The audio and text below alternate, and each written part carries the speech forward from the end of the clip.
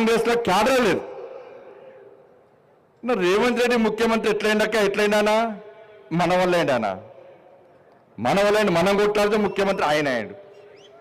ఎప్పుడన్నా రేవంత్ రెడ్డి ఎప్పుడన్నా రైతు ఉద్యమాలు చేసిండా, విద్యార్థి ఉద్యమాలు చేసిండా, నిరుద్యోగుల కోసం కొట్లాడిండా, రైతుల కోసం కొట్లాడిండా, మహిళల కోసం కొట్లాడిండా, ఎప్పుడైనా సనాతన ధర్మం కోసం కొట్లాడిండా? మరి ఏమన్నా కేసు రేవంత్ రెడ్డి మీద కేసు లేదంటే ఒకటే కేసు, ఒకటి కేసు అయింది. జైలుకి పోయినా అంటే దానిలో జైలుకి పోయాడు. కానీ ఈరోజు తెలంగాణ